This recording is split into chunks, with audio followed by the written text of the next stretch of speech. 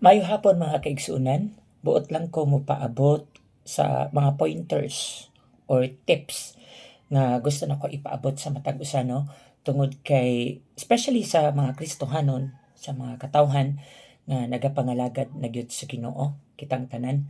So do naman ko'y mga panahon nga diin dili ta makabantay, nga diin sa atong pinulungan nakapasakit na ta sa atong isig katao. Sa atong pinulungan wala ta makabantay nga nakapahiubos na ta ngadto sa uban.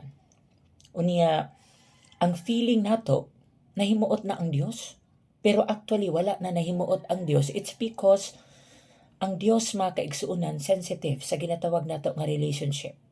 I mean, the logic there is kung moingon ka nga nahigugma ka sa Dios, how would you prove it? Kung moingon ka or moingon ta nga mahal nato ang Ginoo, unsaon nato pagpatunay ana atubangan sa Dios nga nahigugma ta niya? Kung tinuod ta nahigugma sa Dios, angay nato tan-awon kung kumusta ang atong relasyon sa atong palibot. Kumusta atong relasyon sa atong ginikanan? Kumusta atong relasyon sa atong mga igsuon? Kay mao kini ang pinakaimportante, mga basic nga mga butang nga nakalimtan natong mga Kristohanon, no?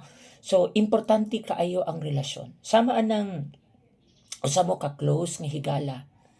So namoy palitan nga conversation. It could be sa chat or whatever social media platforms, LinkedIn or whatsoever.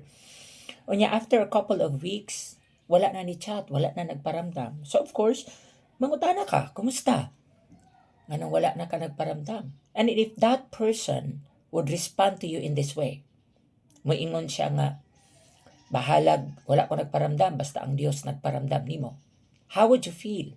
I mean, what would be the impact para sa tao nga nangumusta nimo? Sa laing bahin, tama man na siya nga tubag.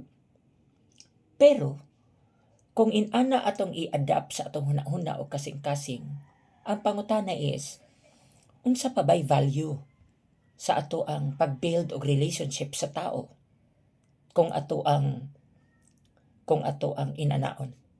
Unsa pa bay saysay sa ginatawag nato og pakihalubilo, pakig unsa pa nang term dira, pakighalubilo, pakikitungo sa kapwa tao.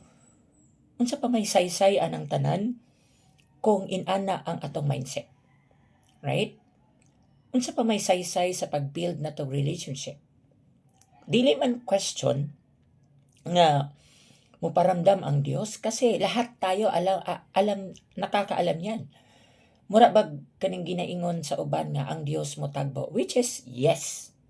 Dili na siya kailangan nato i-debate because mutagbo man gyud ang Dios. Pero kana nga pagtuo nato nga mutagbo ang Dios, angay nato i-put into actions. Kay dili man pod mo tolerate ang Dios sa mga taong tapulan. Tama? So, kung tinuod ka nahigugma sa Dios, makabalo ta mo hatag og bili sa usa ka relationship. So, kung imong pamalandungan pag maayo, kung ibutang nimo ang imong kaugalingon, kung ikaw nangumusta sa tao, nangutana sa tao, nga imong higala, nganong wala na ka nagparamdam, and then that person would tell you na, bahalag dili ko magparamdam, basta ang Dios magparamdam nimo. I mean, we need physical touch. Kailangan na to ang time or presensya sa usa ka tawo. Tagaan ta mag illustration. Nganong mangita pa man ta sa atong inahan, nganong mangita pa man ta sa atong igsuon, nganong mangita pa man ta sa atong biological father, kung ingon anak nga mindset. Nganong mangita ta nila nga kung ingon anak naman lang ang atong huna-huna, di ba? Mangita ta nila because dunay panahon nga gikinahanglan nato ang ilang presensya. Gikinahanglan nato ang physical nila nga presence aron madasig ta. Kasi if you truly love God, then what's the point? I mean, you're gonna take care of the people around you.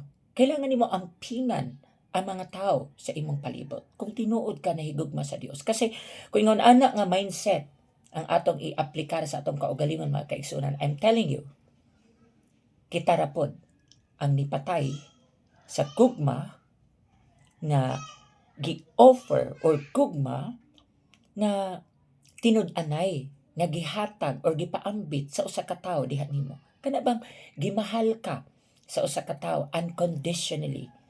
Kita ra pud ang nipatay ni ana. Nga naman, ma-discourage man to. Din aman to mangumusta nimo.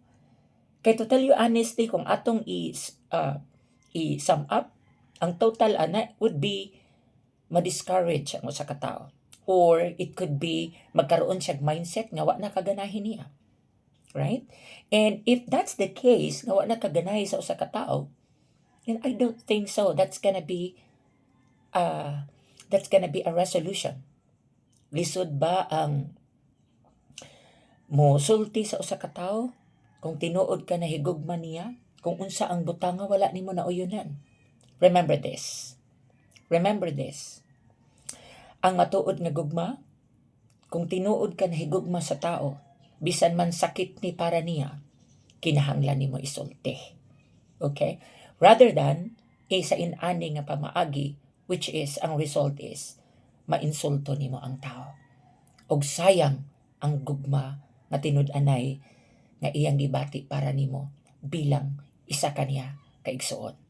So mana I hope mga kaigsuonan na makamata ta sa mga basic nga mga butang, mobalik ta sa mga basic nga mga butang nga giingon sa Dios. Let's just love one another. And of course, makabalo ta musabot unsa ang matuod nga gugma. Kay siguro kung ingon ani nga mindset din wa ta kasabot unsa ang gugma. Okay? So mao na for now, and kung naamoy mga pangutana, you can send me a message so I can go ahead and address those. Thank you.